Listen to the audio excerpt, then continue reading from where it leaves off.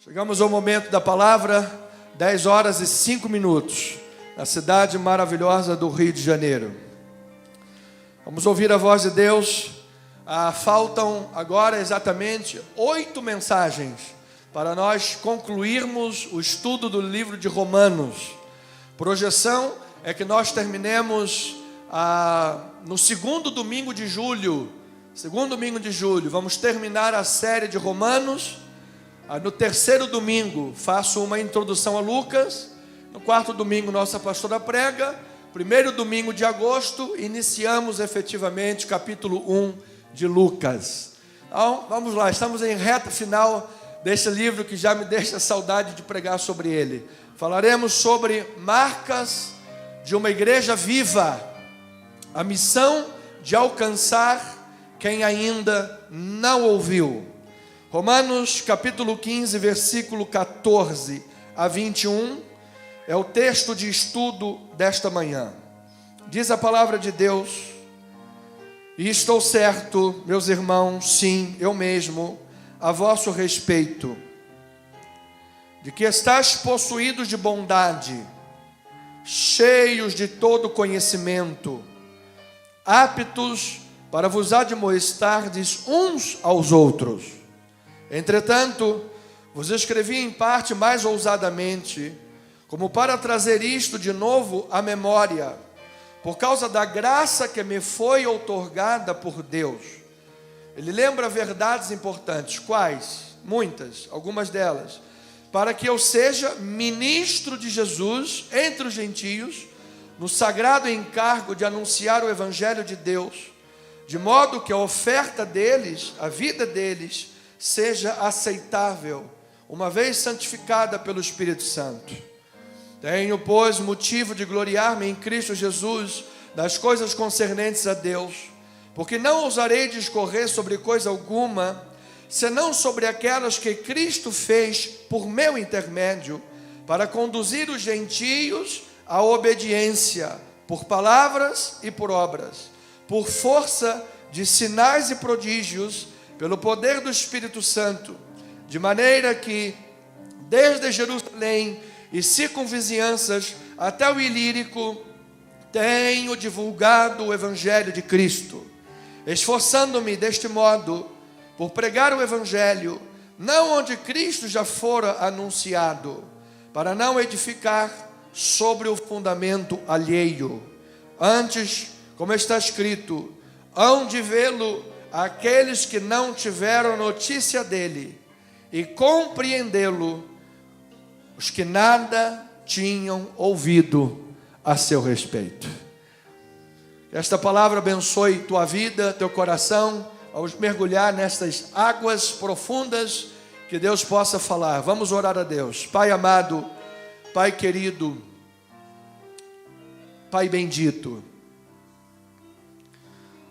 o semeador sai a semear a palavra de Deus, mas só o teu Espírito pode dar discernimento do que é falado. Só o teu Espírito pode dar discernimento da tua palavra, porque esta palavra é viva e ela é eficaz. E nesta manhã, ao mergulhar num dos textos principais para as missões mundiais, a evangelização e o anúncio do reino, nós queremos pedir ao Senhor que fale no âmago do nosso interior, que esta palavra edifique, ministre ao nosso íntimo, não o que é urgente, mas aquilo que é importante, aquilo que é essencial, aquilo que é fundamental, para que tenhamos uma igreja viva, marcas de uma igreja viva, marcas de uma igreja que sabe a obra pela qual passou, sabe a obra pela qual viveu, foi tirada do mundo, foi tirada das mãos do inimigo, foi tirada das marcas de Satanás e recebeu a marca de Cristo na sua vida. Tem a boa notícia do Evangelho, tem a grande notícia a ser falada para as pessoas. Ó meu Deus, deveria ser esse texto, os mais usados nos altares, e não Malaquias 3:10 do dízimo e da oferta, porque aqui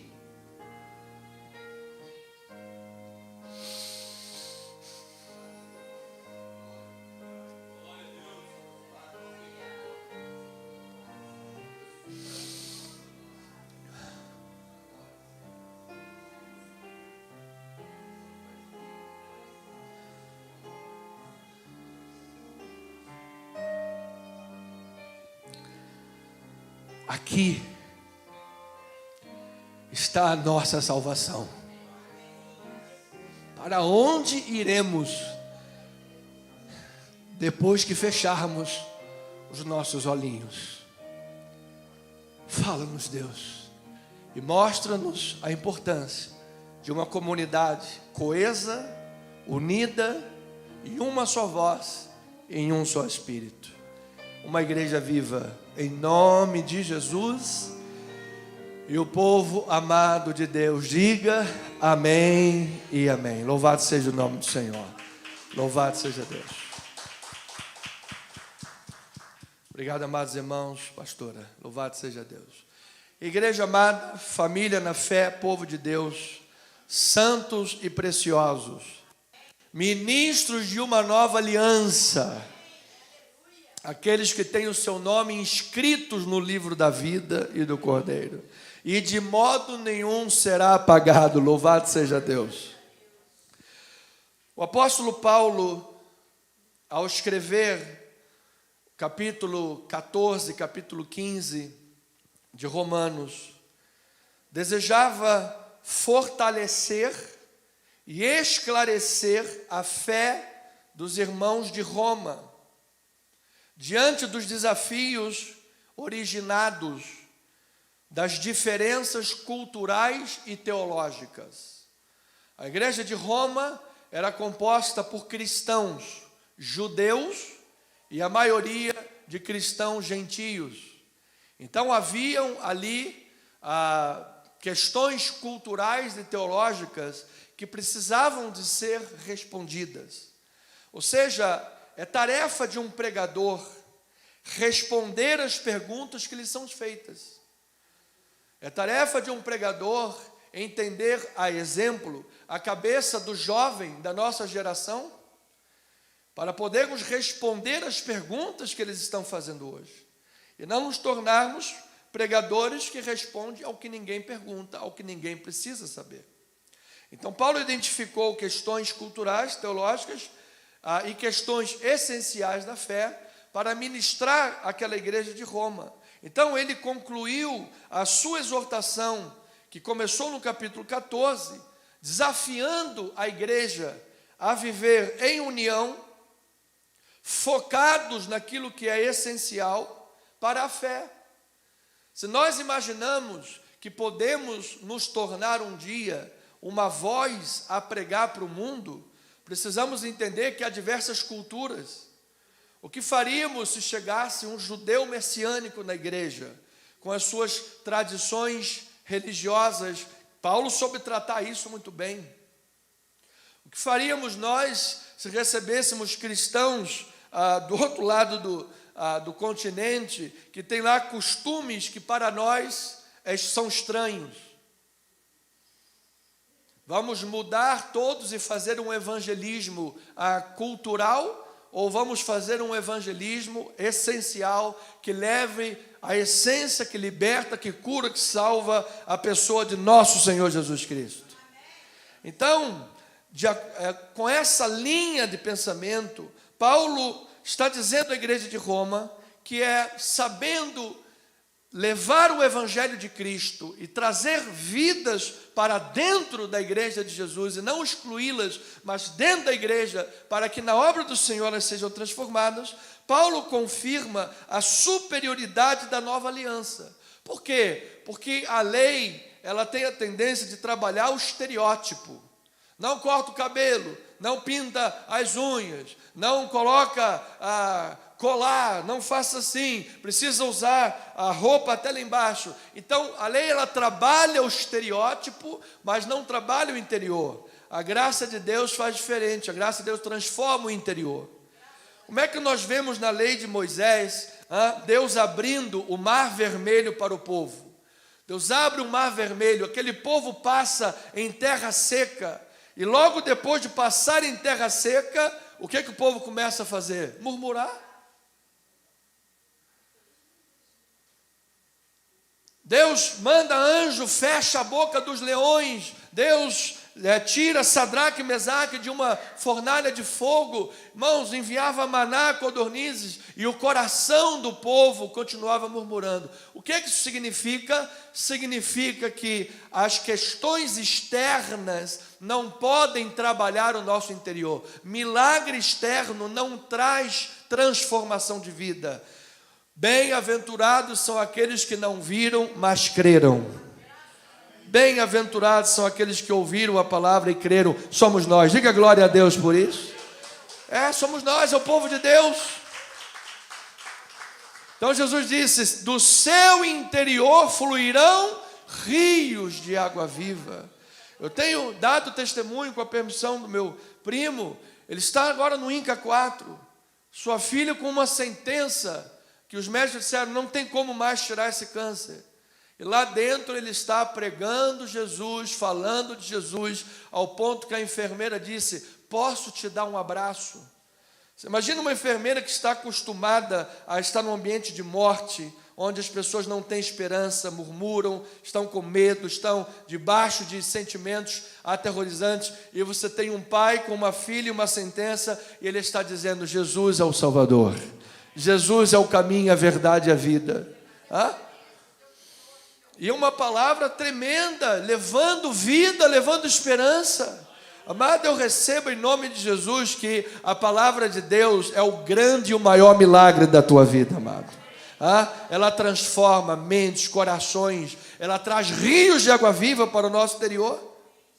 Então é isso que confirma a superioridade da nova aliança em detrimento da antiga aliança. Somos povo de Deus, capazes de sermos uma igreja que acolhe pessoas, uma comunidade cristã que acolhe pessoas, uma comunidade cristã onde o ambiente da igreja é um ambiente amigo, transformador, as pessoas se sentem acolhidas, amadas, benquistas, ela sabe que tem gente desinteressada, não é por interesses pessoais, não, eu vou ajudar e amar porque eu tenho interesse naquela pessoa, não, pessoas desinteressadas, prontas a emprestar o ouvido e ser bons escutadores de problemas, e levar saúde e vida e prestar bons serviços à comunidade.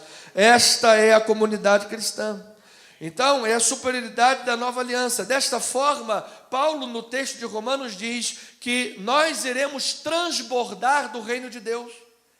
Então, Paulo pega o fio da meada do que ele está tratando, que é sobre comida e bebida, porque o povo judeu, a igreja de Roma, pelo lado dos judeus, tinham centenas de anos de uma coisa chamada a lei kosher.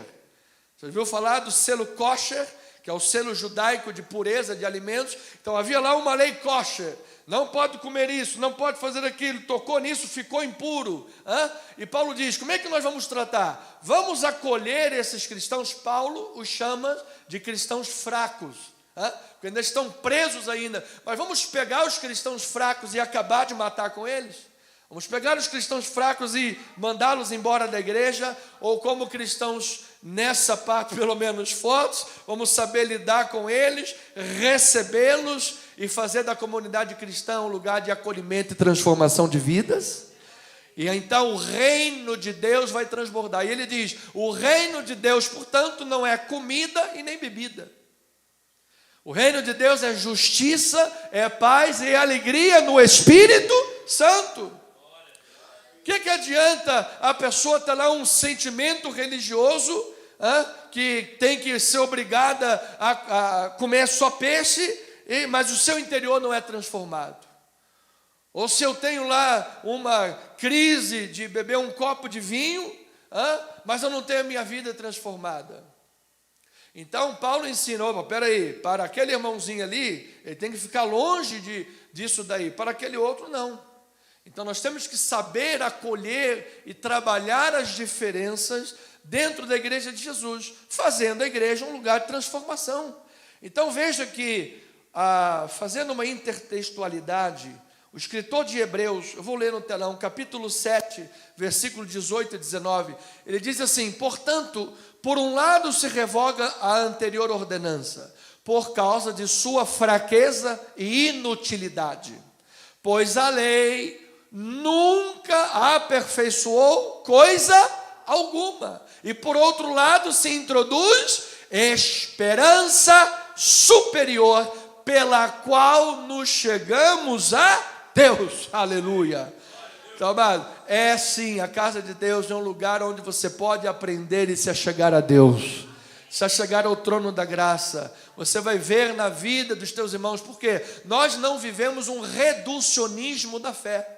Não, somente aquilo que eu creio é de Deus. Não, somente as minhas experiências é que valem. Olha, eu sei da minha história de vida. Você sabe que hoje, talvez a maior religião do mundo seja a religião da moralidade pessoal, onde a minha moralidade é melhor do que a sua melhor do que a do vizinho e a minha, e baseado no meu achismo, na minha moralidade, eu sei mais do que Deus. Nós não vivemos um reducionismo da fé. Eu sei que Deus pode usar no meio do seu corpo, até porque Ele disse, dos lábios de pequeninos eu retirei o perfeito louvor.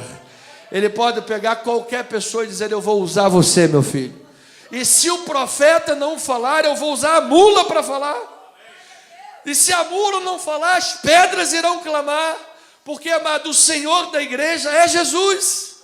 O Senhor da obra é o Senhor Jesus. Então Ele distribui os seus dons, Ele trabalha na vida de cada um. Eu sei que Deus tem grandes obras na tua vida.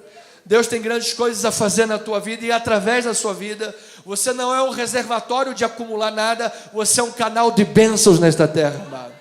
Você seja um canal de amor, de perdão, de misericórdia, de condescendência, que as pessoas que um dia foram talvez na infância maltratadas e carregam a vida toda uma maldade, que nunca foram amadas ou foram excluídas, você será bênção para curar essas pessoas. Deus vai usar você. Às vezes as pessoas têm dificuldade de ver Deus como um pai, porque o seu pai era um tirano, porque o seu pai batia, bebia. Mas quando chega na casa do pai, ela vê muitos pais, ela diz: gente, Deus é assim, Deus é amor, louvado seja Deus. Às vezes não tiveram uma mãe para cuidar, mas este Deus maravilhoso diz: ainda que a sua mãe se esquecesse de você, eu todavia não me esquecerei de você. Este é o Deus que nós servimos.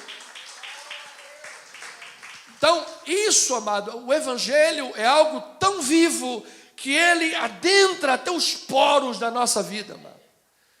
Para que isso seja visto nas nossas maneiras de nos relacionarmos, conversarmos, nosso linguajar, nosso vestuário. Outro dia eu estava vendo, amado, e dou até parabéns para esse padre, não sei o nome dele. Estava lá uma senhora na frente lá do altar lá, com um decote, mamá 56, pulando para fora assim, sabe?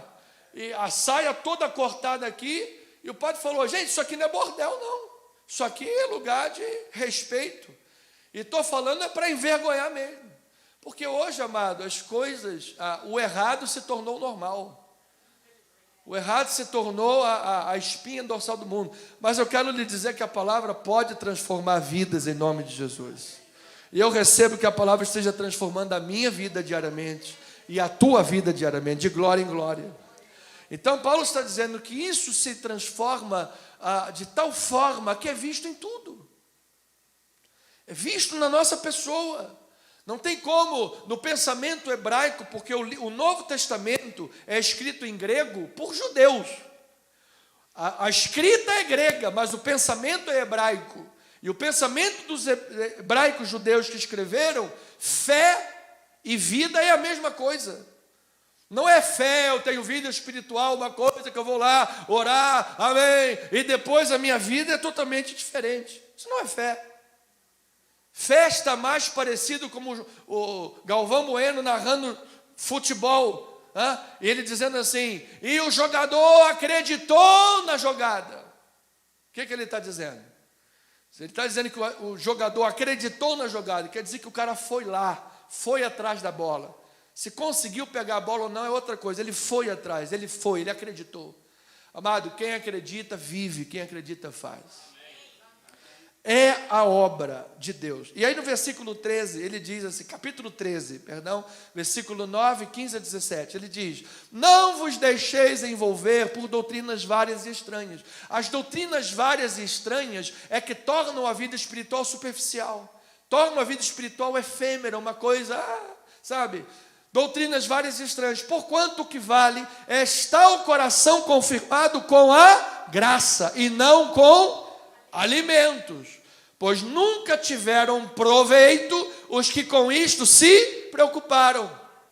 Por meio de Jesus, ofereçamos a Deus sempre sacrifício de louvor, que é o fruto de lábios que confessam o seu nome. Não negligencieis igualmente, olha lá, a prática do bem e a mútua cooperação, pois com tais sacrifícios Deus se compraz. Então diga assim para o teu irmão, meu irmão, você é um abençoado em nome de Jesus. Eu abençoo a tua vida. Você é um eleito, um amado, você é mais que vencedor. Diga isso para ele. Se você está aí com a sua esposa, marido, diga, você é lindo. Ainda que não seja, diga, você é lindo.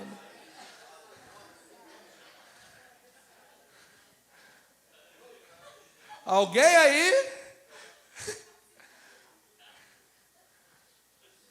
Amém. Olha lá. Aí depois ele diz, versículo 18. Então ele está abordando sobre as questões práticas, e aí ele não poderia deixar de reconhecer também a liderança. Ele diz, obedecei aos vossos guias, sede submissos para com eles, pois velo por vossa alma como quem deve prestar contas, para que façam isto com alegria, não gemendo, porque não aproveita a vós outros. Ou seja, ele estabelece uma série de segmentos da vida e diz, esta é a prática cristã.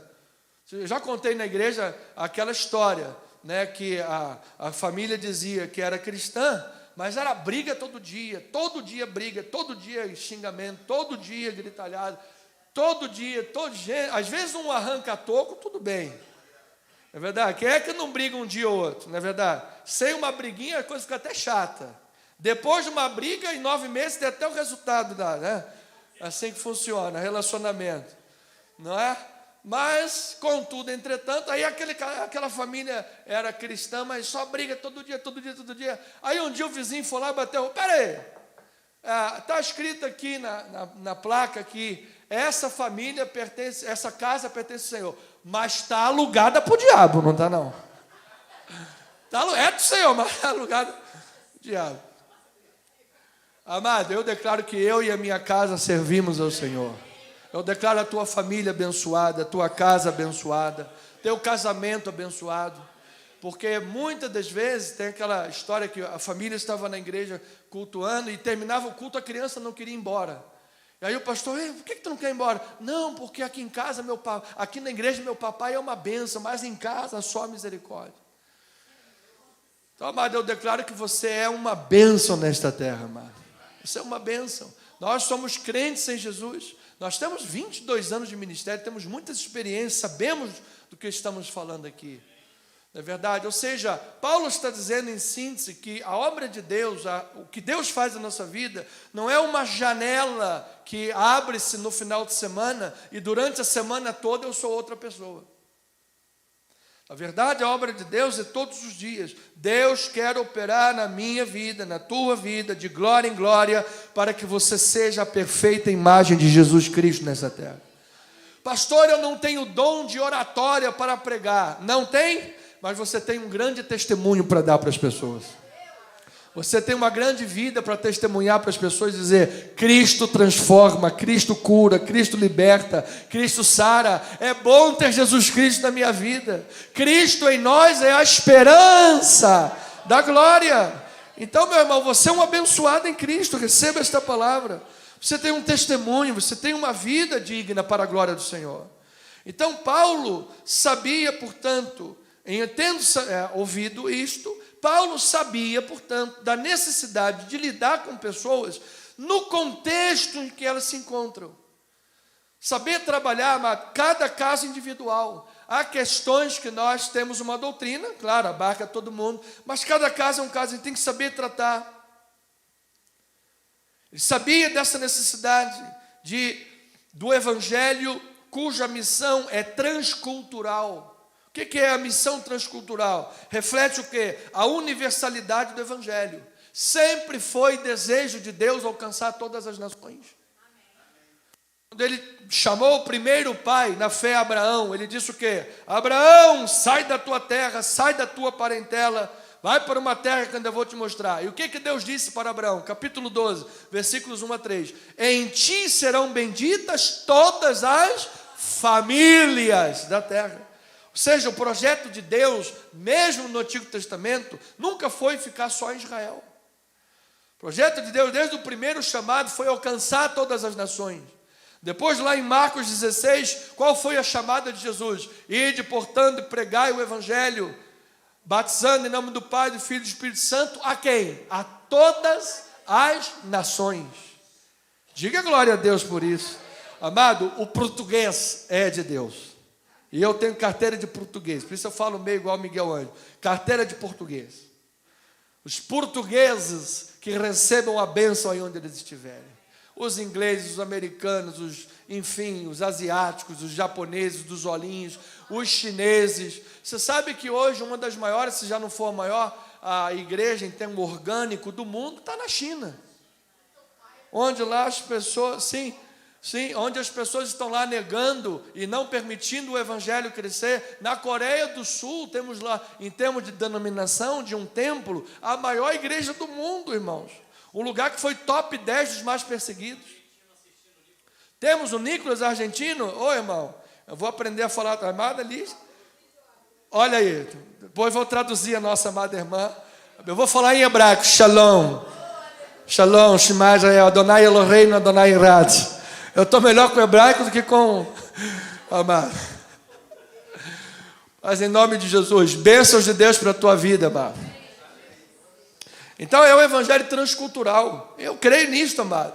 E era esse o fio da meada que Paulo estava tratando na igreja de Roma. Roma era para o mundo o que talvez os Estados Unidos hoje seja para o mundo. Era a capital do mundo. Era o lugar onde a fé que aqueles irmãos tinham era exportada para o mundo todo. Era modelo, era vitrine. Então uma igreja que tinha lá um fluxo grande de gente de nacionalidade diferente, precisava saber tratar esse povo. É a universalidade do evangelho, é o evangelho transcultural. É o exemplo, evangelho transcultural, vemos pelo exemplo apostólico. Paulo é o grande evangelista transcultural, levando o evangelho a povos não alcançados, adaptando-se aos contextos sem comprometer a essência do evangelho. Mas às vezes você entra numa igreja tudo preto. Eu não gosto. Eu me sinto no Tivoli Park, lá naquele da Penha, naquele trem fantasma. Mas tem gente que gosta. Fazer o quê? Então, mudou a essência do evangelho? Não. Então é alguma questão somente de forma e conteúdo. A forma que você apresenta é uma. Temos aí um pastor que é muito brincalhão. Eu não gosto muito. Mas ele está lá comunicando o evangelho. Louvado seja o Senhor. É forma e conteúdo. O conteúdo não pode ser mudado. É a essência. Olha lá, leia comigo. 1 Coríntios 9, 19 a 23. Ele diz: porque sendo livre de todos, fiz-me escravo de todos, a fim de ganhar o maior número possível.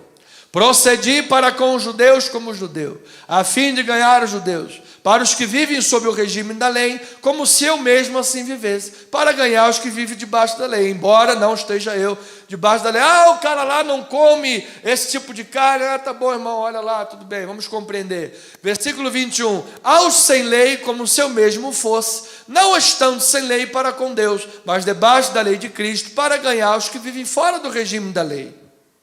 Fiz-me fraco para com os fracos, com o fim de ganhar os fracos. Fiz-me tudo para com todos, com o fim de, por todos os modos, salvar alguns.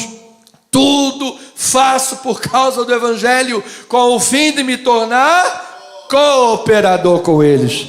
Certamente está aqui o exemplo do maior plantador de igrejas, amado, o apóstolo Paulo. Então esse é um exemplo. E esta visão de igreja transcultural, que sabe lidar com as pessoas dentro de um contexto, levar-lhe o evangelho transformador, vai chegar até onde?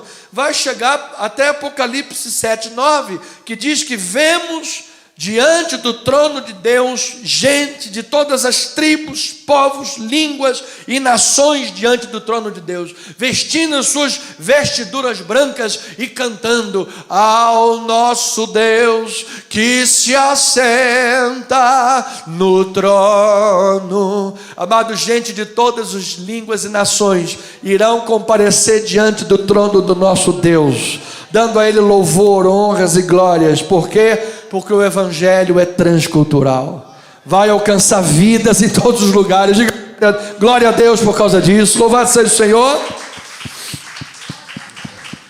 Então, quando nós entendemos a necessidade de saber lidar com as pessoas debaixo desse guarda-chuva da ética e da doutrina bíblica, nós geramos uma unidade e um suporte mútuo na igreja. Ou seja, a igreja se torna um lugar de acolhimento. Amada, a igreja às vezes é o último lugar de um desesperado. Igreja não pode fechar nem em tempo de guerra. O que fizeram na Covid-19 nesse país foi um crime.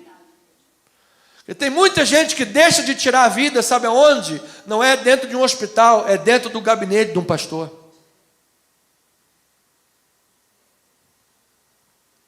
É a igreja de Jesus, Cristo é o fundamento. Então, dentro desta ambiência que é a igreja de Jesus, Paulo diz que nós temos um chamado de carregar os fardos uns dos outros. São pontos apenas a tocar, já discorremos sobre eles muito, mas em Romanos 15, 1 e 2, vamos lá. Paulo, a igreja de Roma, capítulo 15, versículos 1 e 2, olha aí. Ora, nós que somos fortes, devemos suportar as debilidades dos fracos e não agradarmos a nós mesmos. Portanto, cada um de nós agrade ao seu próximo naquilo que é bom para a edificação. Então, suportamos os fardos, as cargas, a fraqueza dos irmãos. Nós não chamamos os irmãos para espírito de julgamento, mas espírito de acolhimento na obra de Deus, porque é dentro da ambiência da obra de Deus que Cristo cura, que Cristo transforma, que Ele faz a obra. Às vezes a pessoa, amado, não tem dentro de casa ou no seu local de trabalho, não tem a possibilidade de ter um ambiente para desabafar, e encontra esse ambiente na casa do Senhor. Então que a casa de Deus seja um lugar de libertação e de cura. A casa de Deus, nós temos um chamado como Cristo sendo fundamento de seguir o seu exemplo. Versículo 3, diz lá a palavra: porque também Cristo não se agradou a si mesmo. Antes, como está escrito, as injúrias dos que te ultrajavam caíram sobre mim. Ou seja, Cristo Jesus no alto da cruz, Ele tinha pecados? Não. Jesus cometeu algum pecado? Não. Mas lá no alto da cruz, Ele estava carregando o meu pecado e o teu pecado. Todas as síndromes de pânico, todos os medos, todos os terrores, todos os sentimentos complexos, estava tudo sobre Ele. E nós somos seguidores de Cristo, diga amém por isso. Então Jesus disse: aquele que quiser seguir-me, tome a sua cruz e siga-me. Então às vezes nós suportamos as fraquezas dos outros, as debilidades dos outros, porque estamos seguindo o exemplo do Mestre. Nós temos a Escritura como fonte de esperança. Pastor, como é que nós vamos dar conta desse trabalho? É difícil, é complicado. O mundo de hoje é o seguinte: pisa no meu calo e você vai ver quem eu sou. Então olha lá, como é que nós vamos dar conta disso? Versículo 4, diz a palavra: pois tudo quanto outrora foi escrito, para o nosso ensino foi escrito, a fim de que pela paciência e pela consolação das Escrituras tenhamos esperança. Oh glória, diga glória a Deus aí, amado. Esta palavra que vai te dar esperança, amado, por tudo que foi escrito. Se você depois com calma leia o livro de Hebreus capítulo 11, e você vai ver 10 e 11, 12, você vai ver lá a galeria da fé, como homens de Deus foram lançados ao fogo, cerrados ao meio, deram suas vidas, e através do exemplo dessas pessoas, amado, e da vida, do sangue que essas pessoas derramaram, o Evangelho chegou até nós. O pai da Bíblia inglesa, por exemplo, lá, quando estava para ser martirizado pelo rei na Inglaterra, estava lá preso com uma corda no pescoço, amarrado numa cruz. Qual foi a última oração daquele homem? Deus, toque no coração deste rei, para que a tua palavra chegue até as pessoas. E aquele homem morreu. 1 ano depois, o rei Henrique se converteu e a Bíblia Sagrada foi levada a todas as igrejas. Louvado seja o nome do Senhor Jesus. Então, amado, através do sacrifício de irmãos, de igreja, de pessoas, nós chegamos aqui hoje. Esse é o nosso chamado. Esse é o nosso chamado. Deus vai usar as tuas dores para abençoar muita gente. Pastor, mas eu sou um vaso quebrado. E o vaso quebrado, eu vou dizer uma coisa: se você encher, ele vai vazar. É verdade. É a história daquela irmãzinha que estava indo lá buscar duas irmãzinhas buscar água. Elas iam lá com o vasinho, enchia, levava o vaso de volta. E um do vaso ia pingando, ia pingando, ia pingando. E aquele vaso orou a Deus e falou: não presta para nada. Só um vaso quebrado. Aí Deus falou: então você agora observa o caminho que você vai. E a senhorinha falou de novo. Pegou o vaso, foi, e o vaso ficou olhando o caminho. E quando chegou na volta, aquele vaso quebrado viu que aquela gotejar dele, que caía a aguinha, fez um caminho de flores. Louvado seja Deus. Ele disse: eu vou usar as tuas dores para florir o caminho de muita gente. Eu vou usar as tuas dores para abençoar a jornada de muita gente. Com a mesma consolação com que o Espírito Santo consolou a tua vida, você será canal de bênção para abençoar a vida das pessoas. Eu recebo esta palavra na minha vida. Vamos aplaudir o Senhor, vamos louvá-lo, vamos bendizê-lo.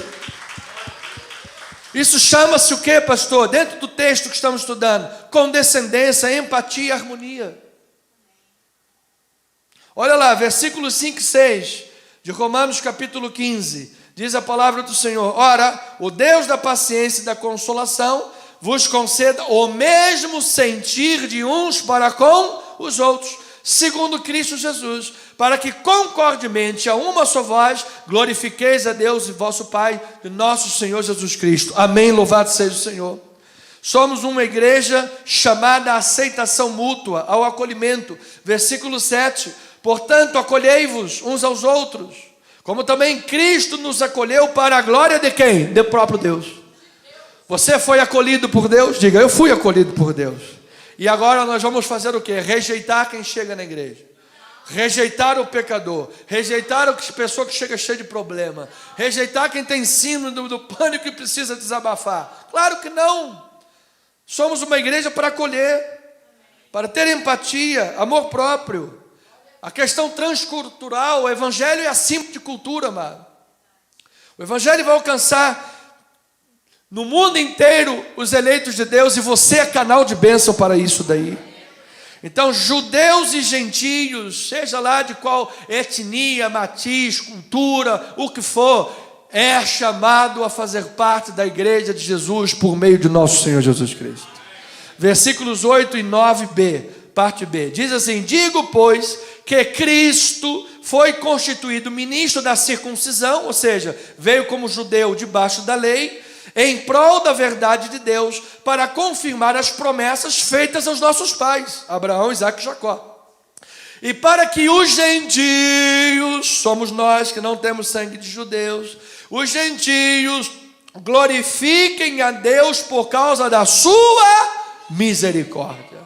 Ou seja, Jesus veio como Cordeiro de Deus para tomar sobre si o nosso pecado, cumprindo todas as promessas feitas aos pais, que haveria um Messias que viria como o Salvador do povo. E então, quando João Batista viu Jesus, ele diz: eis o Cordeiro de Deus que tira o pecado do mundo. Ele tirou o teu e o meu pecado, igreja.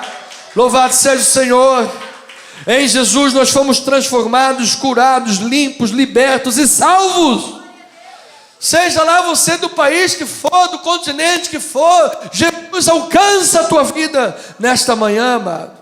O nosso fundamento favorito é Jesus Cristo e o conhecemos perfeitamente de forma especial através das Sagradas Escrituras. Olha as promessas aí, versículos 9 a 12, diz a palavra do Senhor: e para que os gentios glorifiquem a Deus por causa da sua misericórdia, como está escrito. Está escrito aonde, amado? Nós estamos lendo o Novo Testamento. Onde é que está escrito? No Antigo Testamento. Ou seja, nós não podemos ser pregadores apenas achando que o Novo Testamento é para nós. Toda a Bíblia Sagrada é inspirada por Deus para nós. Então, os apóstolos do Novo Testamento e todo o Novo Testamento está fundamentado no Antigo Testamento. Judeus e gentios, uma família só. E aí ele diz, olha lá, como está escrito, a promessa para o gentio, como está escrito lá no Antigo Testamento: por isso eu te glorificarei entre os gentios e cantarei louvores ao teu nome. E também diz: alegrai-vos aos gentios com o seu povo. E ainda: louvai ao Senhor vós todos os gentios, e todos os povos o louvem. Olha aí o evangelho transcultural. Também Isaías, o profeta, diz: haverá a raiz de Jessé, aquele que se levanta para governar os gentios. Nele os gentios esperarão. Jessé quem foi? O pai de Davi. Quem é a raiz de Jessé? Jesus. Jesus está no governo da tua vida. Ele, além de ser o teu Salvador, Ele é o teu Senhor também. Porque Jesus é o nosso Salvador e também é o nosso Senhor. Por isso nós podemos esperar em Cristo Jesus. A Bíblia diz que aqueles que esperam no Senhor renovam as suas forças. Aqueles que esperam no Senhor sobem com asas como águia. Aqueles que esperam no Senhor correm e não se cansam, caminham e não se fatigam. Pastor, o natural é correr e ficar cansado. É verdade. O natural é caminhar e se fatigar. É verdade. Mas quem espera em Jesus vive o sobrenatural, amado. E eu recebo esse sobrenatural na minha vida. Eu declaro o sobrenatural de Deus na tua vida, amado. Que através do evangelho sobrenatural, o evangelho que é o poder de Deus que transforma, o evangelho que cura, o evangelho que redime, o evangelho que salva. Olha, eu vou lhe dizer, a maior transportadora não é do gato preto, a maior transportadora do mundo é o evangelho, porque ele nos transportou do império das trevas para o reino do Filho do seu amor. Amém. Então, amado, baseados nesta palavra profética que se cumpre, sempre se cumpriu, nós vamos viver como? De ombrinhos baixos, cheio de medo, porque gato escaldado tem medo de água fria. Eu já tive um problema, nunca mais vou ser feliz. Eu já tive lá uma depressão e nunca mais vou conseguir nada. Amado, em nome de Jesus, o evangelho cura, liberta, salva, transforma a nossa vida. Você tem a esperança em Cristo Jesus. Versículo 13 diz a palavra: e o Deus da esperança. Diga aí, esperança, esperança, esperança. E o Deus da esperança vos encha de todo gozo e de toda paz no vosso crer, para que sejais ricos de esperança. Aonde? No poder do Espírito Santo. Amado, o que transforma não são as relíquias mortas de uma religião. O que transforma é o Cristo vivo e ressuscitado. O que pode dar esperança para a tua vida não são os ritos do pode e não pode de uma religião. O que pode transformar e dar esperança para a tua vida é a sabedoria de Deus, que diz: tudo me é lícito, mas nem tudo me convém. O que pode gerar o trabalho do Espírito Santo na tua vida não é uma religião de homens, mas é o poder do Espírito Santo de Deus.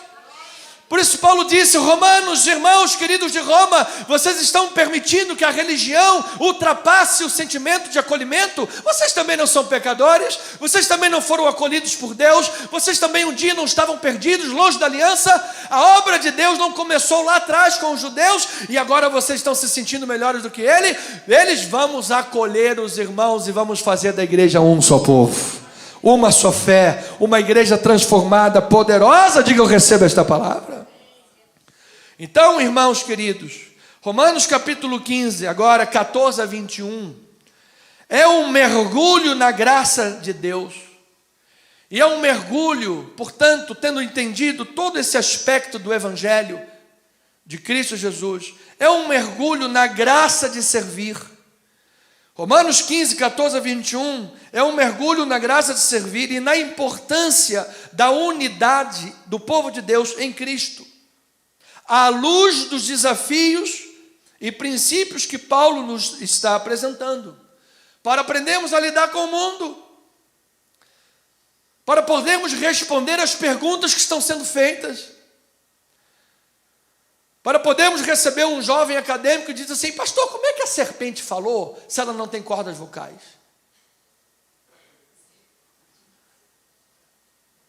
Não é? Pastor, como é que Deus é 3 em 1 ao mesmo tempo? Pastor, quem é que fez Deus? Ele é o Criador, mas alguém fez Deus. Ele nasceu da onde? Ele é o Criador de todas as coisas. Ele não foi criado, Ele é o Criador. Ele é o teu Criador, diga glória a Deus por isso. Respondermos. Então, amado, você já se perguntou quais são, portanto, as marcas de um verdadeiro servo de Deus? Então, Paulo compartilha, a partir da sua própria experiência, princípios valiosos que devem inspirar e nortear quem deseja servir a Cristo, com autenticidade, com paixão, propósito, sendo um instrumento útil nas mãos do Senhor. Pastor, resume essa mensagem toda numa frase só. Ok, vou te obedecer, fazer isso agora. A verdadeira vida cristã é marcada por maturidade, bondade, transformação e capacitação pela graça de Deus. Missão transcultural e dependência do poder do Espírito Santo. A verdadeira vida cristã é evidenciada no compromisso de servir aos outros, edificar a igreja de Cristo e alcançar os que ainda não conhecem o Evangelho. Isto é a igreja. Este é o servo de Deus. Então, com maturidade e bondade, nós nutrimos a confiança mútua na comunidade cristã. Às vezes as pessoas têm muitos lugares para correr, mas correm para onde? Para a igreja de Jesus. Porque ela confia na sua igreja. Olha lá, versículo 14, diz o apóstolo Paulo: e certo estou, meus irmãos, sim, eu mesmo, a vosso respeito, de que estáis possuídos de quê? Bondade. Diga aí, bondade, irmão, bondade. Eu declaro a bondade de Deus na tua vida, irmão. Cheios de todo o conhecimento, aptos para vos admoestardes uns aos outros. Amado, eu estava conversando hoje com o taxista que me trouxe, e ele disse assim: o meu irmão não entende o seu filho. O filho dele corre para mim para eu poder aconselhá-lo. E pior que o cara tem 36 anos e está vivendo com a cabeça de 17. E eu estou aconselhando ele assim, assim, assim, assim. E eu disse: parabéns, nós somos aptos para aconselhar uns aos outros. Às vezes você vai estar lá, amado, no dia a dia, na tua vida, no trabalho, não vai ter tempo de vir à igreja, não vai ter tempo de pedir um gabinete, você precisa de ter esta consciência. E eu declaro capacitação de Deus na tua vida, amado. Então, Paulo, ao escrever, ele expressa que aquela comunidade está madura e pronta para aconselhar uns aos outros. A igreja saudável, portanto, é aquela que cresce em amor, conhecimento e sabe cuidar dos seus membros. Nós não podemos sacrificar os nossos soldados. Diga amém por isso. Amém. Nós temos sido o povo que maltrata e sacrifica os seus soldados. O cara chegou aqui, amado, está lá com um pecado. Não sei. Irmão, vamos receber. Vamos abraçá-lo. Deus vai transformar essa vida. Deus vai trabalhar nessa vida. Deus vai trabalhar. Quem é que não tem pecado na igreja? Diga amém. Só quem não tiver pecado.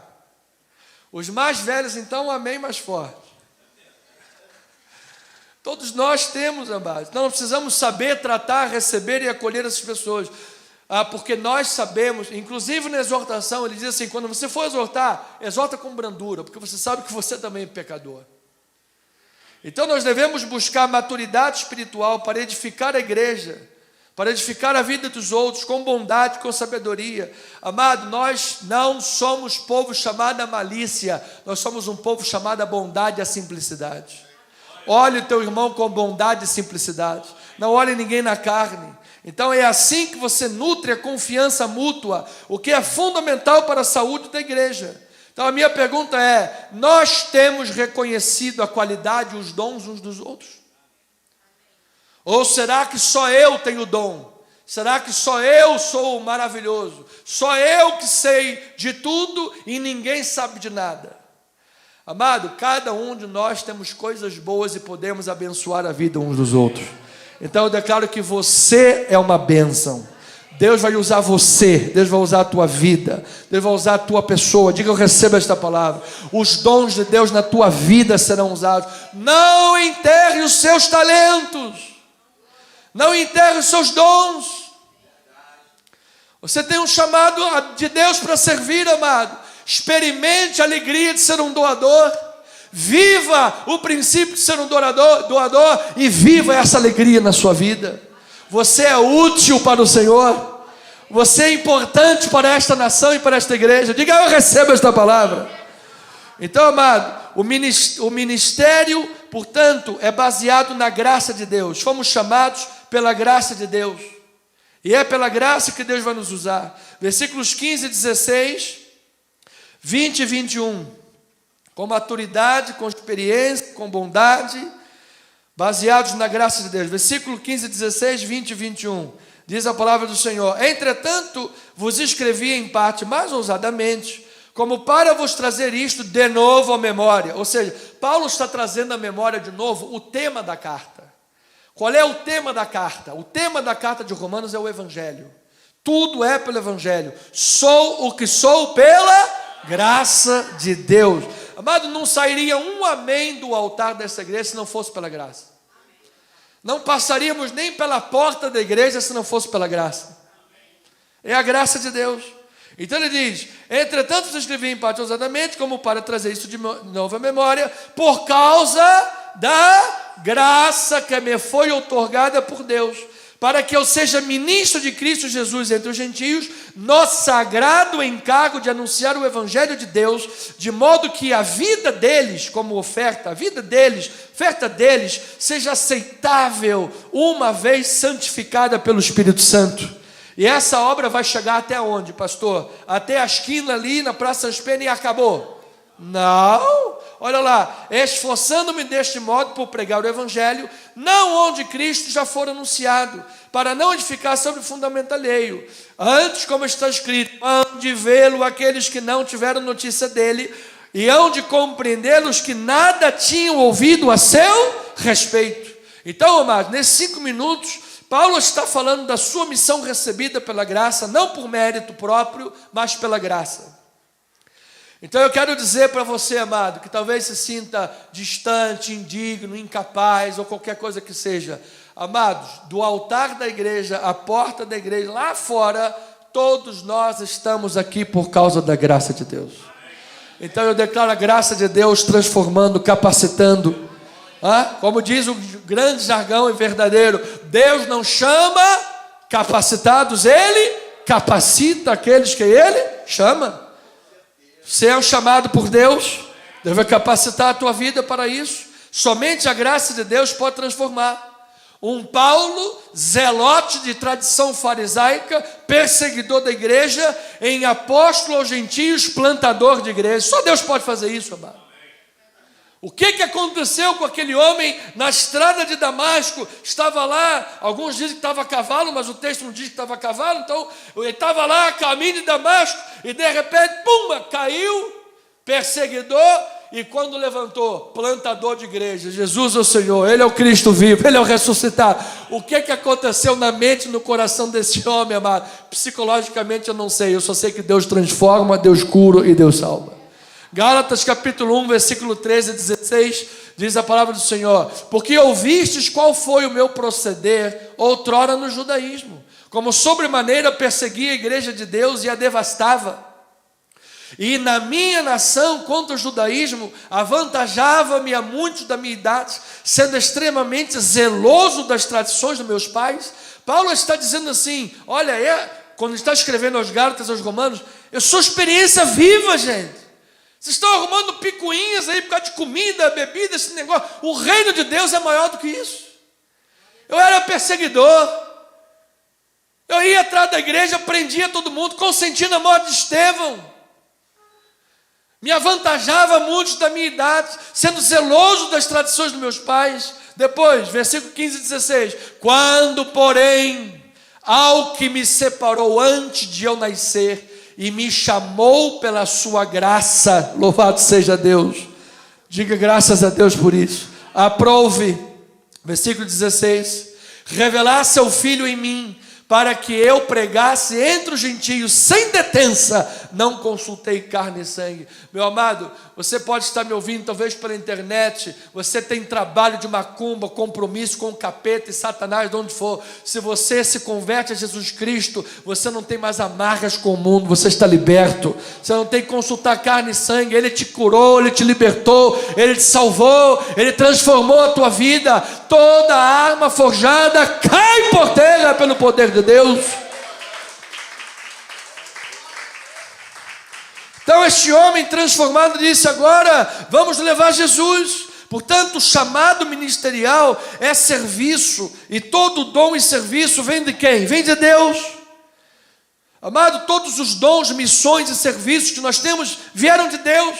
Pastor, eu tenho um dom de cortar cabelo maravilhoso. Foi Deus que te deu. Pastor, o meu negócio é cuidar de livros lá na biblioteca. Louvado seja Deus, veio de Deus. Pastor, eu gosto de cuidar de cachorro e de gato. Amém, está ali, louvado seja Deus. Veio de Deus.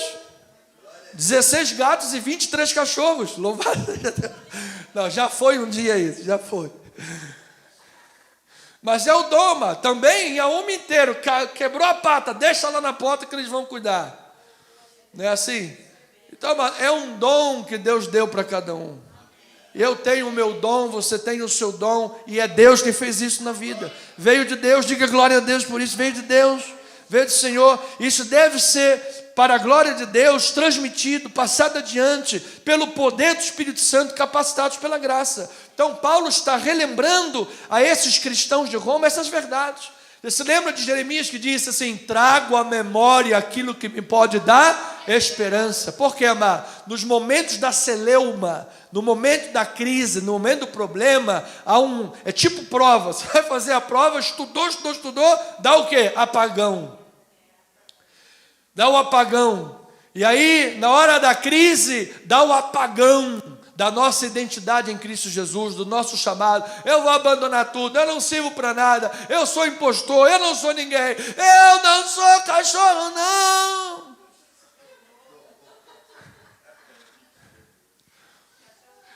E aí Satanás gosta disso, que ele vai invadindo, ele entra e diz: você não vale nada, você não é ninguém. Deus não está olhando para você não. E aí Paulo relembra estas verdades a esses cristãos e diz: olha, o Cristo que transformou a minha vida pode transformar a vida de vocês.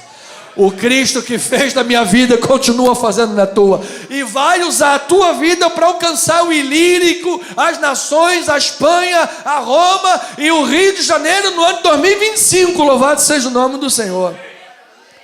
Então, essas verdades importantes a serem lembradas à igreja, para que a missão de proclamar o Evangelho de Cristo Jesus, que nos foi concedida, seja eficaz. A nossa missão, irmãos queridos, transcultural, de levar Jesus Cristo. Portanto, o objetivo é que gentios do mundo inteiro se tornem uma oferta aceitável e agradável a Deus, santificada pelo Espírito. O que é isso, pastor? Paulo está usando a linguagem de um teólogo exímio como era, pegando a figura do sacerdote do Antigo Testamento. O que o sacerdote fazia no Antigo Testamento? Pegava os animaizinhos, ia lá no altar e oferecia como oferta suave a Deus. Paulo está dizendo agora, na nova aliança, que é superior à lei, que é transformadora, que é poderosa, o sacrifício é você.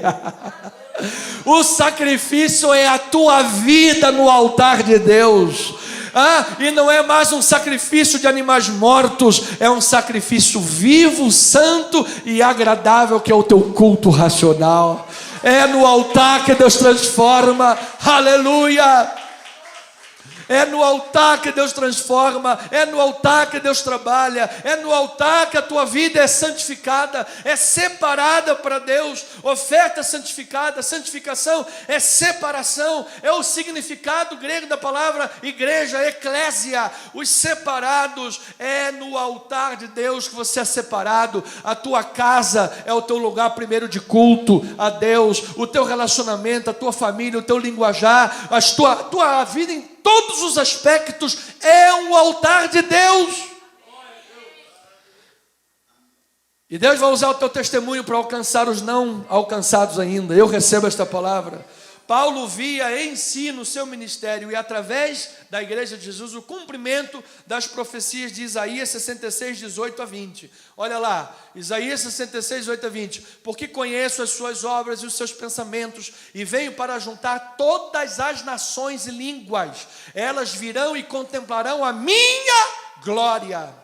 Porei entre elas um sinal, e alguns dos que foram salvos enviarei às nações, a Tarsis, Pul e Lude, que atiram com o arco a Tubal e Javã, até as terras do mar mais remotas, que jamais ouviram falar de mim, nem viram a minha glória. Eles anunciarão entre as nações a minha glória. Trarão todos os vossos irmãos dentre todas as nações. Por quê? Porque os vossos irmãos de todas as nações serão o quê? Oferta ao Senhor, sobre os cavalos, em liteiras e sobre mulas e dromedários, ao meu santo monte, a Jerusalém, diz o Senhor, como quando os filhos de Israel trazem suas ofertas de manjares em vasos puros à casa de Deus. Então o profeta está olhando uma realidade que se cumpriu em Cristo Jesus, e pelo apóstolo Paulo e todos os missionários hoje no mundo, você e eu, a igreja missionária de Jesus, nós estamos dizendo: a vossa vida é a oferta para Deus. Põe a tua vida no altar, louvado seja. Eu tenho 1 minuto para terminar e dizer, portanto, na prática do ministério, nós glorificamos a quem, pastor? Quem é que merece a glória por tudo isso? Quem é que merece a glória de ter um Paulo transformado? Gente, às vezes as pessoas aí que não têm cristianismo estão dizendo assim: Deus, pega aquele cabeça de ovo podre, arranca, manda mais essa cara lá. Eu estou orando diferente. Estou dizendo assim: Senhor, se o Senhor converter aquele cara. Se o Senhor converter um ladrão que rouba a nação e envergonha o país no mundo inteiro. Se o Senhor converter uma alma, você imagina, meu amado, o testemunho que vai para o mundo inteiro. Não é verdade? Você imagina? Amado, se nós víssemos o apóstolo Paulo ainda como quando Saulo de Tarso, ia dar vontade de fazer o quê? Apertar o pescocinho dele. Quem imaginava que Saulo de Tarso se tornaria o maior pregador de todos os tempos? O maior plantador de igrejas? Então, amados, quem é que pode ser glorificado por isto? Só o Senhor Jesus. Versículo 17 a 19, fechando o texto desta manhã. Tenho, pois, motivo de gloriar-me em quem? Cristo Jesus, nas coisas concernentes a Deus, porque não ousarei discorrer sobre coisa alguma, senão sobre aquelas que Cristo fez por meu intermédio, para conduzir os gentios à obediência por palavra e por obras. Versículo 19, olha lá: por forças de sinais e prodígios, pelo poder do Espírito Santo, de maneira que desde Jerusalém, circunvizinhança, até o Ilírico, tenho divulgado o Evangelho de Cristo. Você sabe que de onde Paulo estava até o Ilírico era uma distância em linha reta pela via ignata, era uma distância de 1.400 quilômetros, mas que devido às curvas e tudo mais, poderia chegar a 2.200 quilômetros. Nós estamos falando de uma distância do Rio de Janeiro até Pernambuco, a pé, levando a palavra de Deus. É o poder do Espírito Santo, irmão. E às vezes nós nos cansamos de andar até aqui, até a praça. Próxima meta, vamos andar até Pernambuco. Então, amados, eu preciso terminar dizendo a você: o Evangelho é proclamado por palavras, ações, poder do Espírito Santo, inclusive evidenciado por maravilhas, que é o poder de Deus. Paulo não glorifica a si mesmo, ele glorifica a Jesus. Portanto, celebrar vitórias espirituais é o que, pastor? É reconhecer a mão de Deus em tudo. Amado, celebre vitórias espirituais todos os dias, ao celebrar a mão de Deus conduzindo a tua vida. Então, qual é o nosso motivo de orgulho? É Jesus. Quem é que deve receber toda a glória? É Jesus. Quando uma pessoa é curada na igreja, quem é que merece a glória? É Jesus. Quando uma alma é salva e tirada do inferno, quem é que merece a glória? É Jesus. Toda a obra que foi feita na tua vida, desde o dia que Ele te chamou, desde o nascer, como diz Paulo, até o dia que Ele foi separado, amado. E olha que isso aqui é tremendo.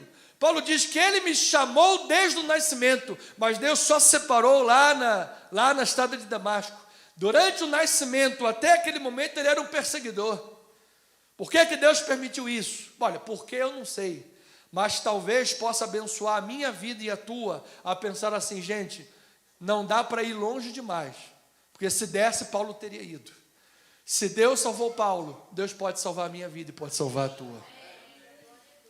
Então Ele merece a glória, diga, Ele merece a glória. Termino com Mateus 5,14, diz a palavra do Senhor: vós sois a luz do mundo. Diga, eu recebo esta palavra. Não se pode esconder a cidade edificada lá em cima do monte. Versículo 15. Nem se acende uma candeia para colocá-la debaixo da mesa. Você não acende uma vela para botar debaixo da mesa, mas você bota num velador. E assim, todos que se encontram na casa são iluminados. Amado, antes de ler o 16, você é sal da terra. Você é uma bênção de Deus nesse mundo. Deus quer e Deus vai usar a tua vida grandemente. Eu recebo esta palavra. Nós não somos reservatório para acumular, nós somos canais de bênçãos. Mas o único que merece a glória é Jesus. Versículo 16. Assim, brilhe também a vossa luz diante dos homens, para que vejam as vossas boas obras e glorifiquem a vosso Pai que está nos céus. Louvado seja o Senhor Jesus.